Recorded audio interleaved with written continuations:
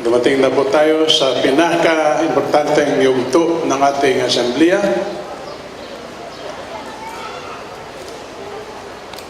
Magbibigay po sa atin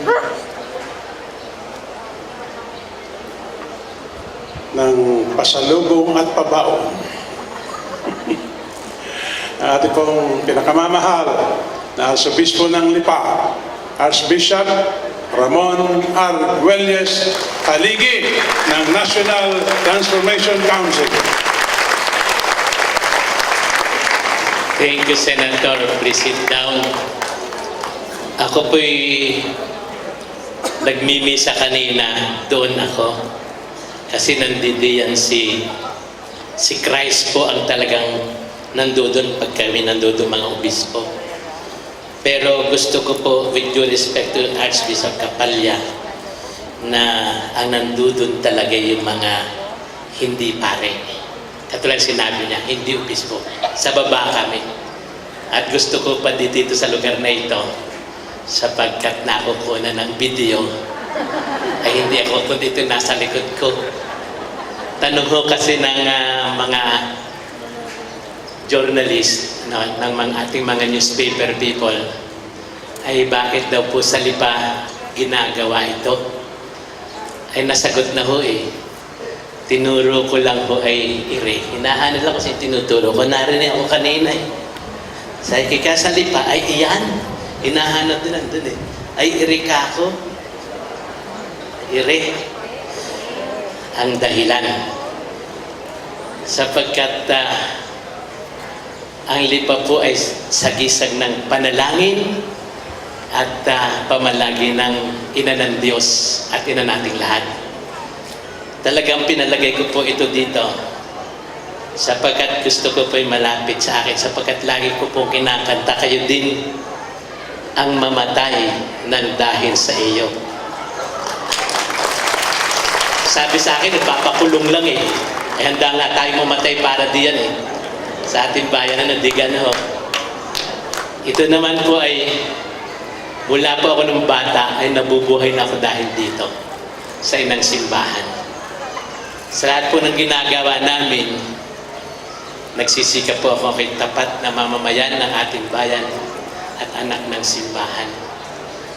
Mula po ako nung bata pa at nung seminarista ako, naging pare ako, naging obispo pa ako, military bishop din ako, no? Dati, 8.5 years. Naging arsobispo dito, kung bakit ito siguro na ang aking pinaka huling posisyon, ano ho, na hindi ko naman ako karapat-dapat. Ang dahilan po yung ire. Kaya po ang aking motto ay Servus Ancile Filius. Marunong kayo ng Latin, ano? Lalo pag nakainom. I am your servant, the son of your handmaid. Diba, handmaid of the Lord? Bakit po baga sabi noong mama, nagsumbong pa sa papa, napapansin pati aking buhok. Napansin ko rin po nung si dumadaan sa mga namatay na ang kanyang pag-ikukrus.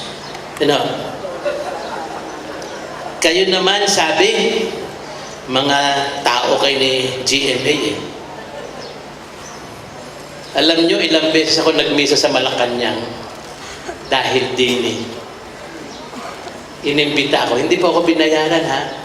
Hindi po ako Mitsubishi Bishop. At wala pong bishop na Mitsubishi. Di ba natalo sila doon? Ano yung purpose nila? Sirain ang simbahan. Ewan ko kung nare-realize yun, iba kong kaobispo. Sirain ang simbahan. From the very beginning.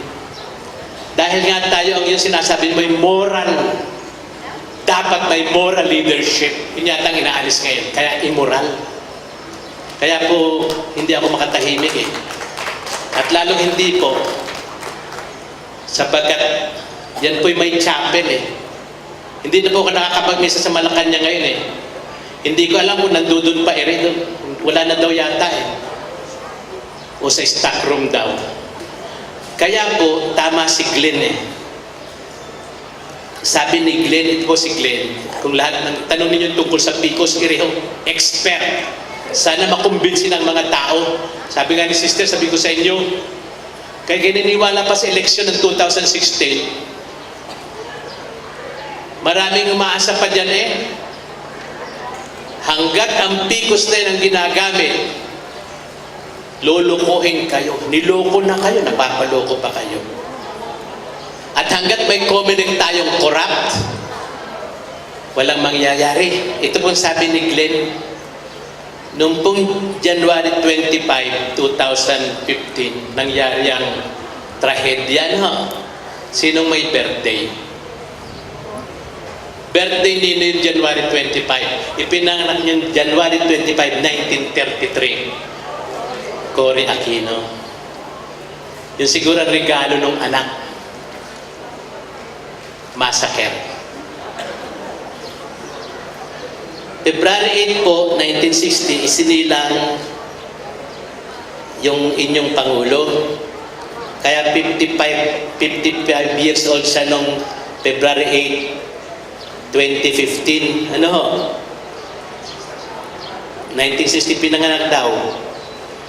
55th SAF company ang na-decimated. 55th SAF company. Siguro tandaan, 55 years na ako.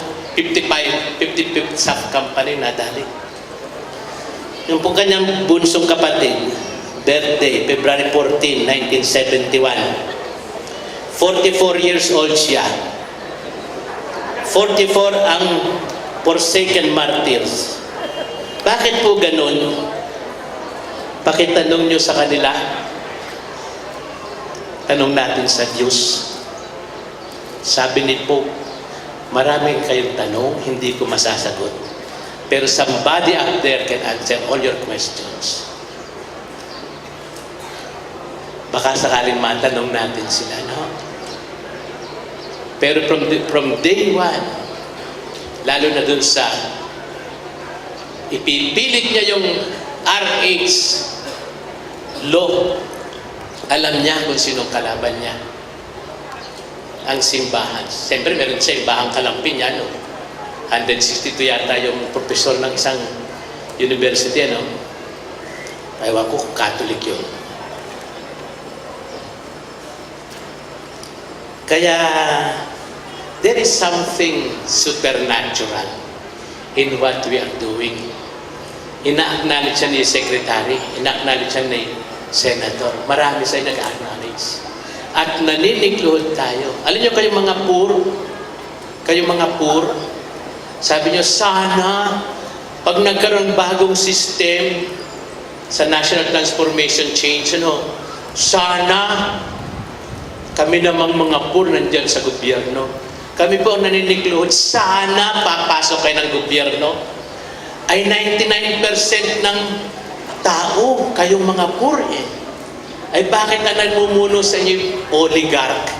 Kakaunti lang. Ano sabi? Nag-support kanina? Nasa dyaryo? Ang kayamanan nila, hindi naman dito binabalik sa inyo eh. Marami bang planong kunin ang kayamanan ng Pilipinas eh. Nadinig nyo ba yung mayroon daw, anong tawag yung palladium? Palladium ba yung element yan sa may Romblon, Mindoro, Palawan, sa area na yan, mayroong element sa ilalim na kailangan magaling. And kapag na-exploit yan, the Philippines will be the richest nation in the world. Nasa atin ang kayamanan eh. Among others pa yan, ha? Pero bakit? Yan, ating mga business people, are they helping our people? Or are they helping other people? Ganun din, is our government defending our people? Meaning to say, also the 99% who are poor? Or are they defending the interests of foreigners? Anong sabi ni Pope? Mag-ingat daw tayo sa bagong ideological colonialism. We can ask, ano ba yan? akin pong babasahin na lang aking prepare na sharing, ano, kasi baka mawala ako ng direksyon eh. Noong 2012, ang CBCP declared 9 years of preparation for the commemoration of the first baptism administered and first Eucharist celebrated in our archipelago. 1521 yun, officially, that was the earliest recorded seeding of the Christian faith in what will become the most Catholic nation in the Asian continent. Taon-taon, from 2012 until 2021, every year is focused on a specific theme. And 2015, ito assigned to the year of the poor. Hindi po yan declare na 2015 is year of the poor. Simbahan po. Gusto ko ma-record yan eh. Para malaman namin lahat ng mga obispo, mga pare, mga religious, that we have to take this seriously. The poor. Noong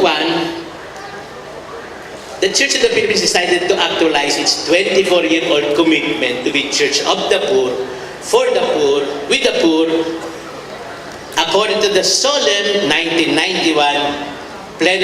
Second Plenary Council of the Philippines Declaration. Noong November 2013, Pope Francis announced that the Universal Church would observe 2015 as the year of consecrated life. Yan.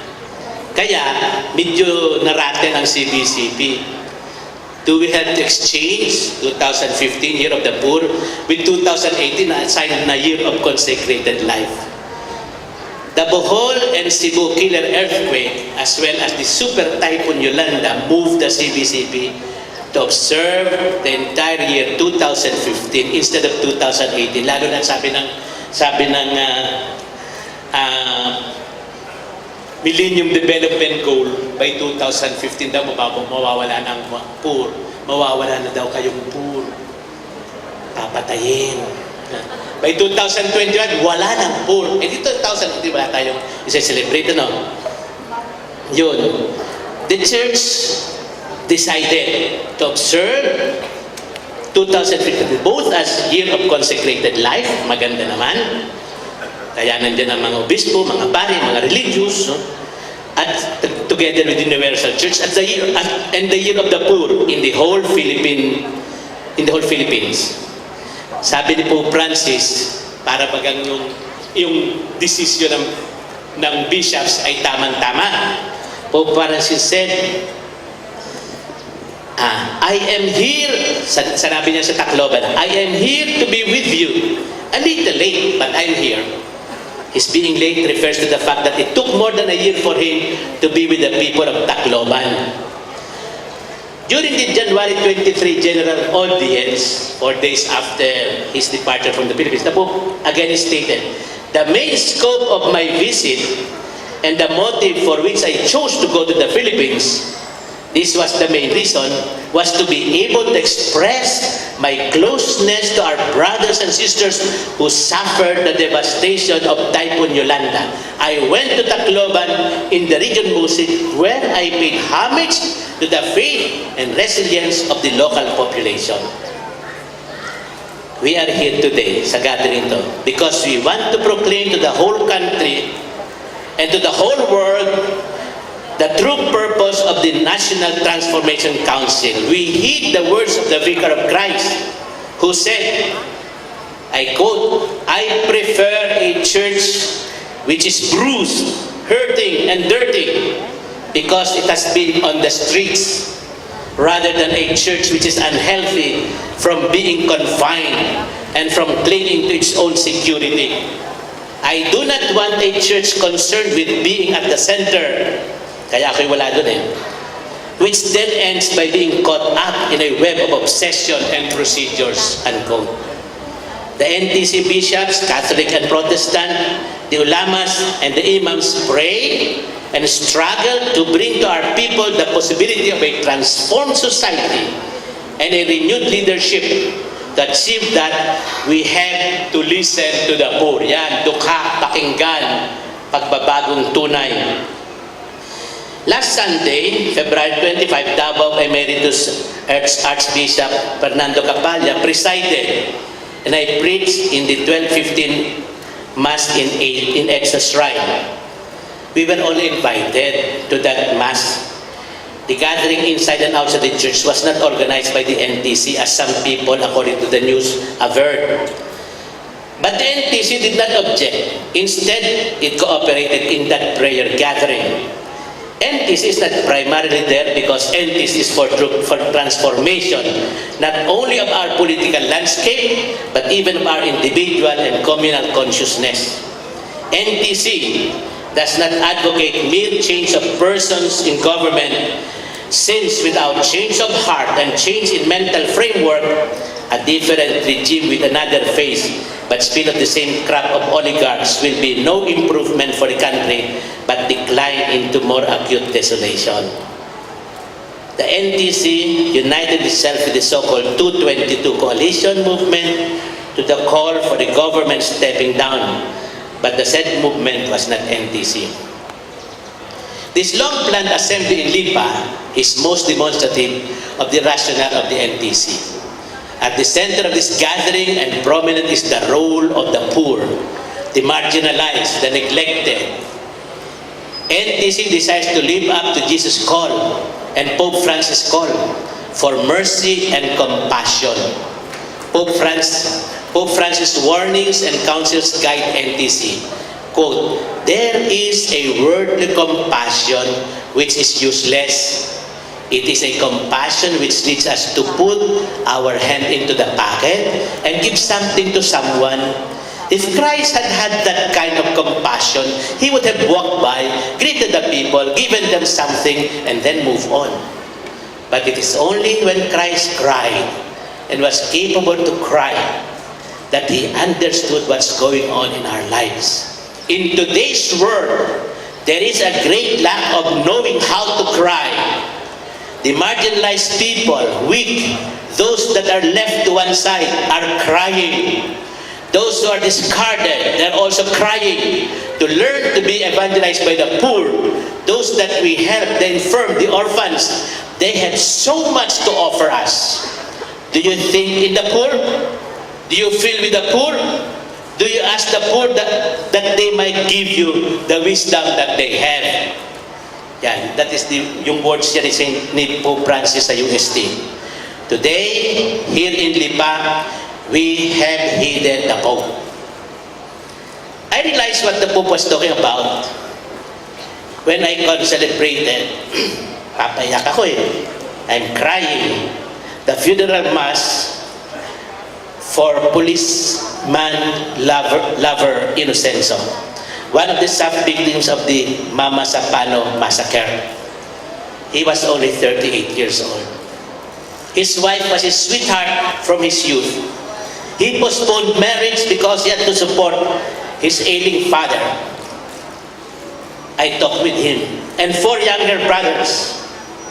He left a 6-year-old son. I could not say anything. I only cried with the bereaved child, the wife, the brothers, and the father. We listen to the poor. Pope Francis continues to tell what NTC tries to follow. Quote, "The center, the core of the message will be the poor.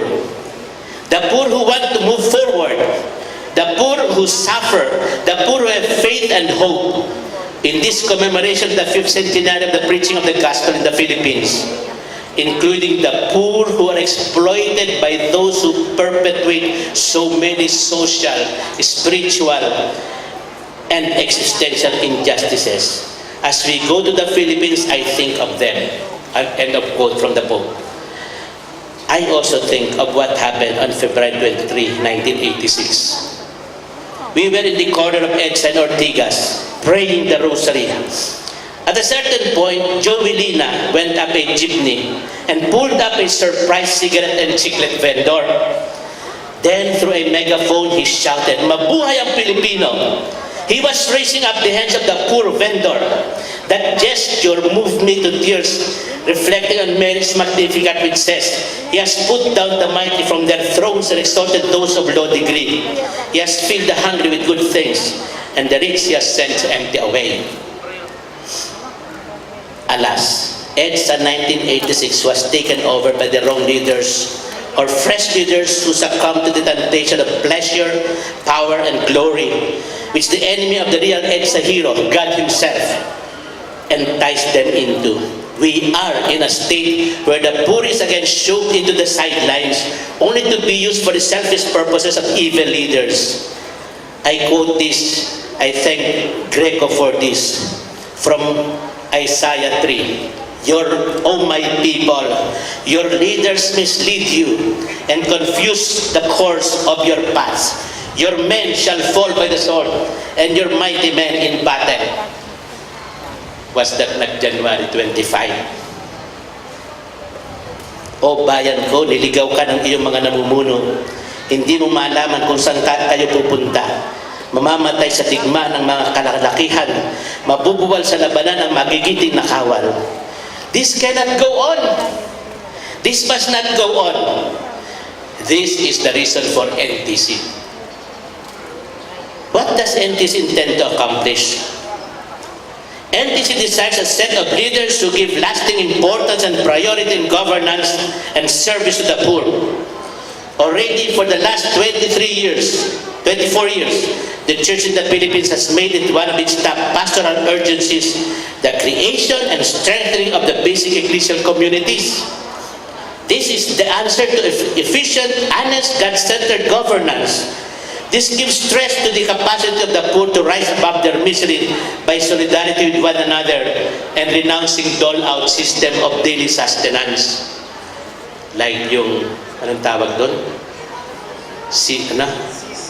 CCT. Yan, conditional cash transfer. The basic ecclesial community must be centered on the family. As the Pope said, quote, healthy families are essential to the life of a society. That's why we vote against RH. It gives consolation and hope to see many large families that welcome children as a gift of God. They know that every child is a blessing. I have heard it said by some that families with many children and the birth of many children are among the causes of poverty. We can all say that the main cause of poverty is an economic system that has cancelled the person from the center and set money in its place that always excludes children, the elderly, young people, the unemployed, and that creates the throwaway culture we live in. We are accustomed to being people discarded, to seeing people discarded. This is the main cause of poverty, not large families. We need to protect families who are being threatened in different ways so that they can bear witness to the beauty of the family in God's plan. We also need to defend the family from new ideological colonizations that threaten its identity and mission. The NTC will aim to have a new system of government where the lower levels, from the barangay to the municipality city to the province and region, will have more power than the centralized, oppressive, power-hungry, and greedy central national government presently holding sway throughout the whole archipelago. The great bulk of financial resources should be channeled to improve the lower levels of society.